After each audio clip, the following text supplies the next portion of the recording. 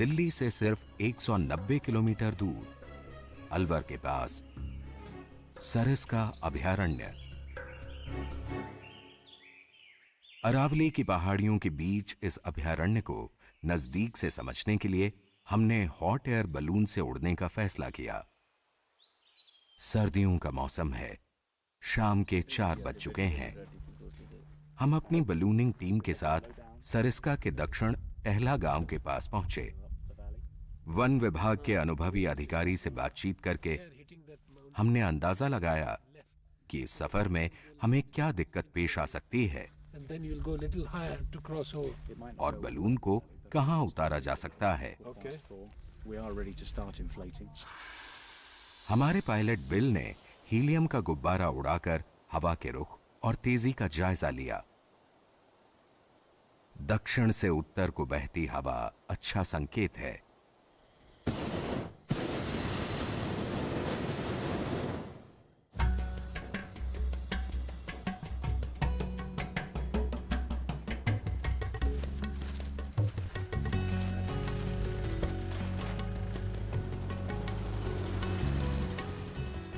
गुब्बारे को थामने वाले रस्से का एक सिरा गाड़ी से बांध दिया गया। इस आकार के गुब्बारे को फुलाने के लिए 1.5 लाख घन फुट हवा की जरूरत पड़ती है और इसे भरने में 15 से 20 मिनट ही लगते हैं। इसके बाद बर्नर की मदद से हवा को गर्म किया जाता है।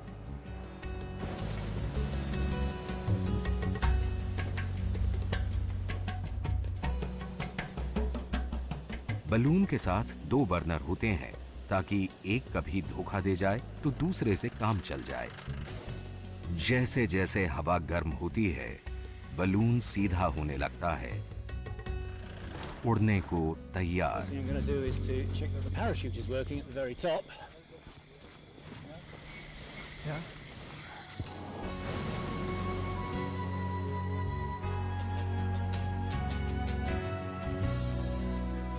जीप से बंधा रस्सा खुला और सफर शुरू।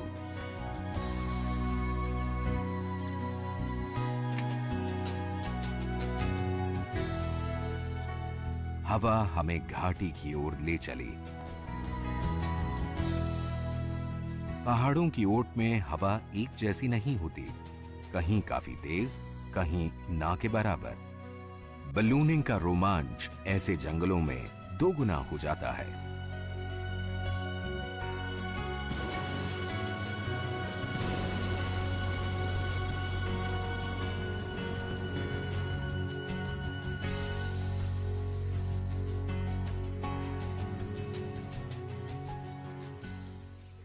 सबसे पहले हमें नजर आया सांभरों का एक छोटा झुंड।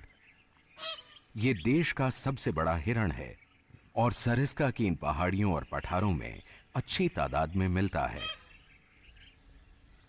घाटी की हवा हमारे बलून को उत्तर की दिशा में बहा रही है। 1978 में सरिस्का को बाघ अभयारण्य घोषित किया गया। 1985 में यहां 35 बाघ दर्ज किए गए। टहला पीछे छूट चुका है। हम काली घाटी की तरफ बढ़ रहे हैं। सर्दियों में जरा रूखा दिखता जंगल का यह हिस्सा बरसात में इतना हरा और घना हो जाता है कि दिन में भी अंधेरे का एहसास होता है। शायद यही वजह है कि इसे काली घाटी कहा जाता है।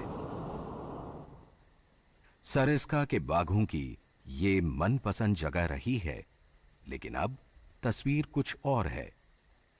दिल्ली निवासी संजय कश्यप एक प्रकृति प्रेमी और कुशल फोटोग्राफर हैं। सरिस्का से उनका बहुत पुराना रिश्ता है। सरिस्का के लिए 1999-2000 का समय बहुत अच्छा था। शिकार मारकर घसीटते हुए शेर आसानी से दिख जाते थे।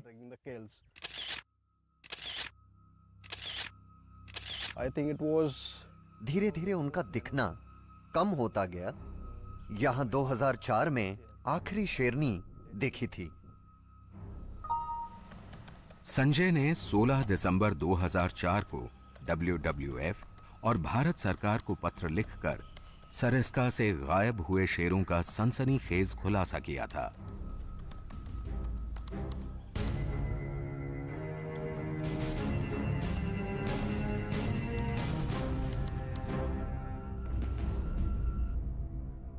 सरकारी तंत्र हरकत में आया। सरिस्का का चप्पा चप्पा छाना गया। तथ्यों की सच्चाई के लिए विशेषज्ञों की मदद ली गई। आखिर 2005 आते आते यहां से शेरों के लुप्त होने की सच्चाई मान ली गई। Well, Sariska's loss has been a shame to all of us. Sariska में शेरों का खत्म होना हमारे लिए शर्मनाक बात है। यह दुर्भाग्यपूर्ण है। इसमें गांव वालों और शिकारियों की मिली भगत थी। फंदे लगाकर उनको मारा गया। दूसरी तरफ प्रशासन में खामियां थीं और निगरानी तंत्र कमजोर था। इसी का शिकारियों ने भरपूर फायदा उठाया और चुन चुन कर बाघों का सफाया कर दिया गया। ये हम सब के लिए दुर्भाग्यपूर्ण बात है। Picked up tigers one by one, and it was the most unfortunate thing that could happen. कहा कुछ भी जाए, लेकिन सरिस्का से 2004 में 22 शेरों का रहस्यमय ढंग से गायब होना टाइगर प्रोजेक्ट और विश्व प्रकृति प्रेमियों के लिए गहरा आघात है। कई बाघों को मौत की नींद सुलाने वाला कालिया पहले भी पकड़ में आया था, लेकिन लॉकअप तोड़कर भाग निकला। अब ये एक बार फिर हिरासत में है। इससे मिली जानकारियां रोंगटे खड़े कर देने वाली हैं। ये बता तू कि तूने टाइगर वगैरह भी मारा है या टाइगर ही मारा है? वगैरह मारा है, टाइगर मारा। दोनों मारे? कितने लोग जुड़े हुए हो तुम इससे? 30-40 जना है।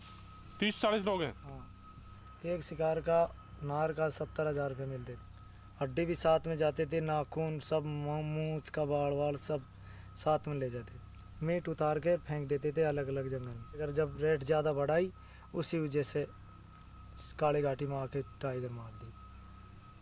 तुझे नहीं लगा कि हम फंस जाएंगे? नहीं लगा। डिपार्टमेंट का नाक कटा दिया तूने, इतना टाइगर मारा।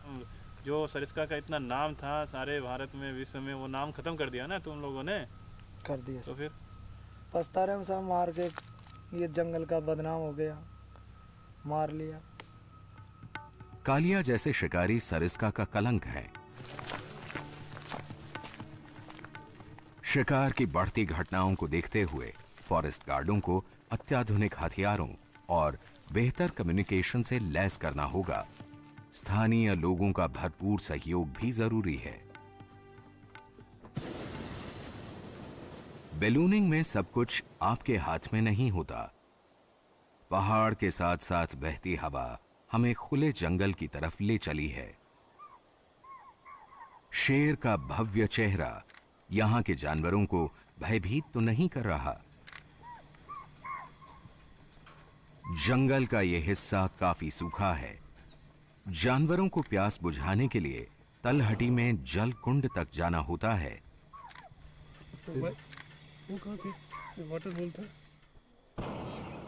वन विभाग ने सरिस्का के कई हिस्सों में ऐसे जलाशय बना रखे हैं। एक रोज पहले हमने यहीं डेरा डाला था।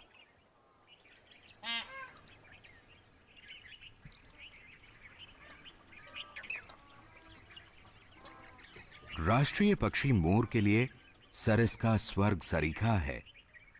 यहां इनकी तादाद भी काफी है।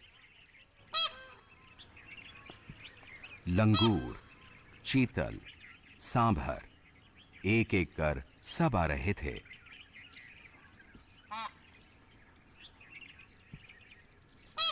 आजकल सांभरों का जोड़ा बनाने का समय है। इस समय बड़े डील डॉल वाले ताकतवर नर पूरी मस्ती में रहते हैं और हमें इंतजार है ऐसे ही बड़े नरों की जो कीचड़ में लोट लगाकर अपना श्रृंगार करते हैं।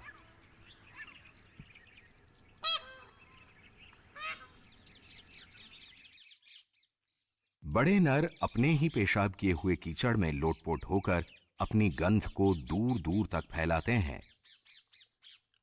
प्रभुत्व जताने का यह वैज्ञानिक तरीका है। पूरी मस्ती में यह नर अपनी मादाओं को रिझाने निकला है। किसी प्रतिद्वंद्वी को ललकारने से भी हिचकेगा नहीं। आंख के नीचे मौजूद ग्रंथियों से रिसते द्रव को ये अपने इलाके की झाड़ियों और पेड़ों पर मार्कर की तरह इस्तेमाल करते हैं। इस नर के लिए मौके अच्छे हैं। चाल ढाल और इसे मिलती छूट बता रहे हैं कि मादाओं की इस टोली को शायद उसका श्रृंगार पसंद आ गया। इनमें से 2-3 मादाएं इसकी साथिन बन सकती हैं। लेकिन जिंदगी हमेशा इस मस्त चाल से नहीं चलती। अलवर जयपुर राष्ट्रीय राजमार्ग सरिस्का की शांत जिंदगी में भारी खलल डालता है। ये जंगल के बीचों बीच से गुजरता है। भोले जानवर ट्रैफिक के नियम और सीमाओं को नहीं समझते।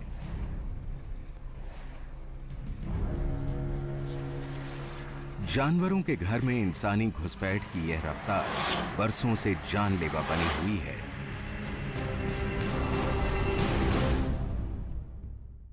इस तेंदुए की जान सड़क हादसे में कुछ ही घंटे पहले गई है। कई बाघ भी यहां ऐसे ही मरे हैं। बाईपास होने के बावजूद इस हाईवे को बंद नहीं किया गया। क्या इन बेजुबान जानवरों की सुनवाई कहीं नहीं है? मौतों का यह सिलसिला यूं ही चलता रहेगा। शाम होते होते हवा कुछ ठहर सी गई। बैलून गोता खाने लगा। घबराहट लाजमी है। नीचे सैकड़ों फुट ऊंची इमारत जैसी चट्टान मानो हादसे के इंतजार में है। लेकिन अचानक पहाड़ी ऊंट ने मदद दी। बैलून चट्टान के मुहाने पर आकर थम गया। लेकिन इस मुसीबत ने हमें सदियों पुरानी चट्टानों को निहारने और फिल्माने का नायाब मौका दिया। उम्मीद थी कि हवा का कोई झोंका आएगा और हम यहां से निकल पाएंगे। शाम ढल रही है और हमें यहां से बाहर निकलना है। बैलून को ऊपर उठाने के लिए बिल ने पूरा बर्नर खोल दिया।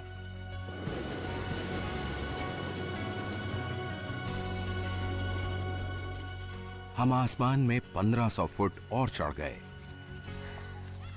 यहां हमें पछुआ हवा मिली। हम अपना आधा ईंधन फूंक चुके हैं और जमीन से 2 किलोमीटर की ऊंचाई पर हैं। We have turned right, which is what I wanted to do. शाम गहराने लगी है, लेकिन हवा हमें जंगल के भीतर की तरफ खींच रही है। दूर दूर तक उतरने की कोई जगह नजर नहीं आ रही। इतनी ऊंचाई पर ठंड काफी है। ऐसे में बर्नर की लपट राहत देती है। नीचे एक गांव नजर आया, आस बंधी। लेकिन गडरियों के इस गांव में तो कोई सड़क नजर नहीं आती। सूरज डूब चुका है। अंधेरा पसरने लगा है। 2 घंटे लंबी उड़ान हो चुकी है। ऐसे में ईंधन कभी भी खत्म हो सकता है। हमें जल्दी उतरना होगा।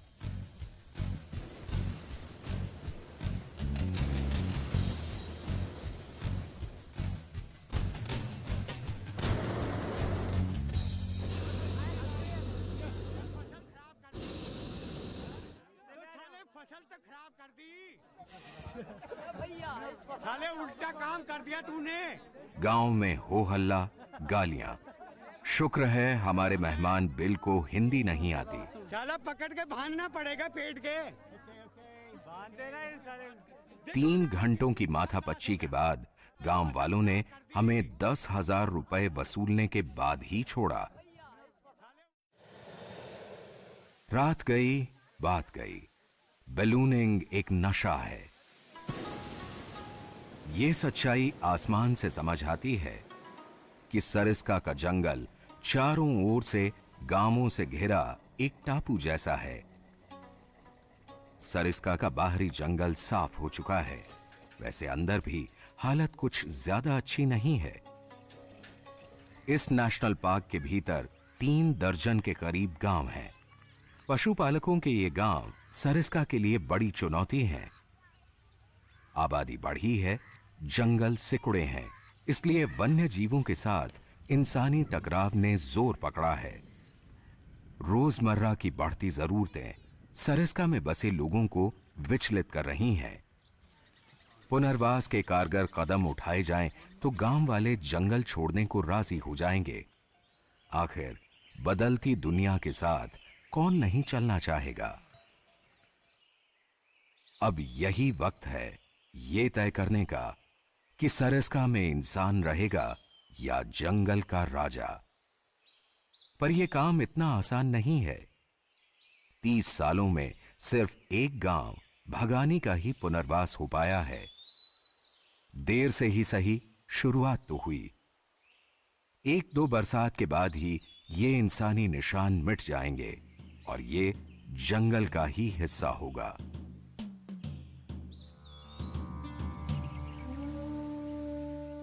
करीब 900 वर्ग किलोमीटर में फैला सरिस्का का जंगल बेहद खूबसूरत है।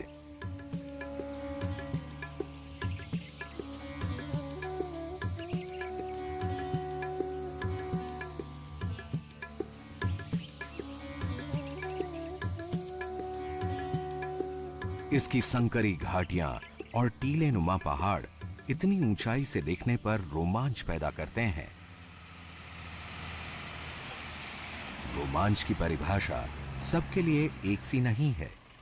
इसमें मस्ती है, जोखिम है और आस्था भी।